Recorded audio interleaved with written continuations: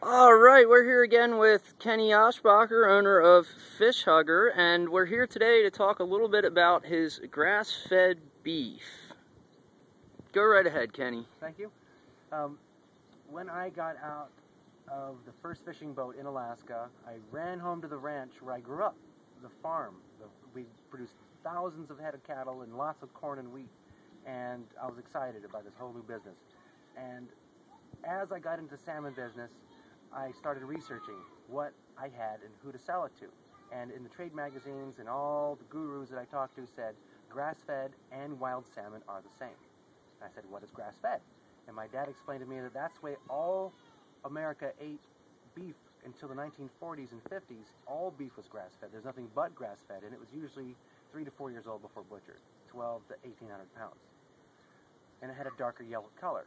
And so to make it easy for America to feed the masses, they developed a huge amount of corn and fed a lot of cattle, and that's what makes a mild, simple, white, fat flavored corn-fed beef in feedlots. And so after fishing in Alaska, finding this wild product and then learning about grass-fed beef, I asked my family to put aside some of our animals and leave them just on grass for grass purposes, just to see what it was like. And we marketed a few, and I tasted it. I really didn't like it that much, and I had to get used to it, but it's a very, very nutritious, dense, flavorful product. Now that I'm used to it, I love it and can't live without it. So this is a grass-fed product that I've produced from my family's ranches in Union County, New Mexico, in the Kiowa National Grasslands at 5,500-foot altitude. We own roughly 100 head of cattle on 1,000 acres of grass, and they can eat what they want, supplemented with wheatgrass, Bermuda grass, and ryegrass, planted as grass, not as grain. The cows eat it to the ground in grass. What that does is produces a very, very dark, rich, flavorful fat. And why fat? Fat is what's the best thing to metabolize the protein of the same animal. All the vitamins, A, E, D, and K, omega-3s, and CLA are only found in the fat, not the meat. And so I am trying to produce the fattest grass-fed beef available in the country. It looks good, it tastes good, it feels good, it's easy to cook.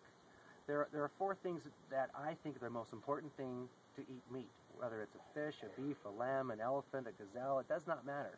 What is the species? What exactly are you eating? In this case, this is a crossbreed of different species of cattle, Black Angus, Gelbvieh, Red Devons, and the Rotakawa from New Zealand. This is a 4-score frame. It is designed to have short legs and flush easy, be a good mother, and be somewhat wild so they can fight off coyotes and live in the native prairies of the grasslands in New Mexico. The high altitude requires a thicker skin and more fur so it can stay warmer in the wintertime.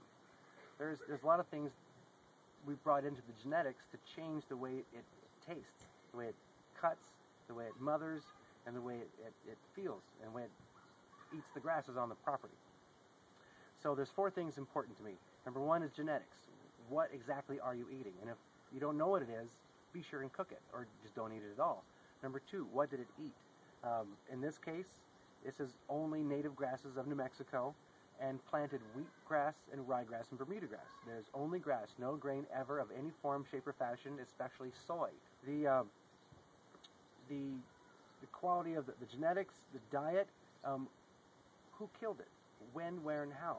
In this case, there's a lovely family of Mennonites in Dalhart, Texas, that they process all my cattle. They stun them unconscious, they are bled very carefully, and they're aged for 14 days, hanging in a cooler at 33 degrees precisely. That ages the meat, it makes it taste better, and gets rid of bodily fluids.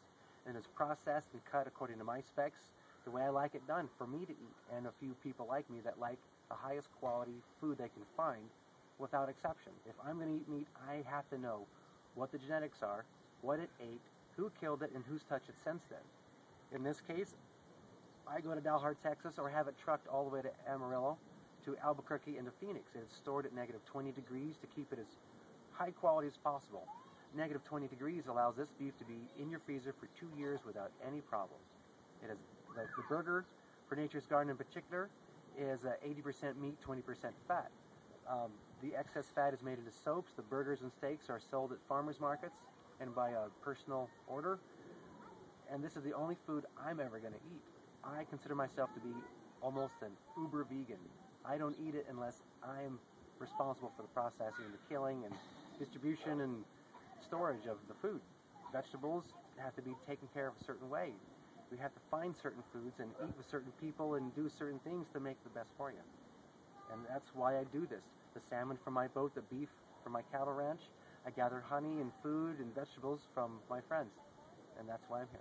The yellow fat is from the beta-carotene and omega-3s that the animal ate. Wild salmon is dark colored because of the plankton it gathers and condenses in its body. Grass-fed beef, the sun makes grass, the sun makes plankton. The cow eats the grass, the fish eats the plankton. It is identical in what it does to the body. So if you live on the coast, eat fish, and if you live on the land, eat land, and if you can eat both, eat both. There's a lot number, there's a carcass weight and an ear tag number on every package of my beef, allowing me to identify each animal down to the steak. And so I do sell quarter beefs, half beefs, eighth of a beef, 1 pound at a time. It doesn't matter to me. It's what the people need. And so if you want one entire animal, I can produce it. Or if you want a mix of different animals for variety, I can do it. But mostly what I want to do is have the highest quality, single origin animals grown and raised on the same property, eating what I want them to eat, killed by whom I want to touch them. That's all I need in my life.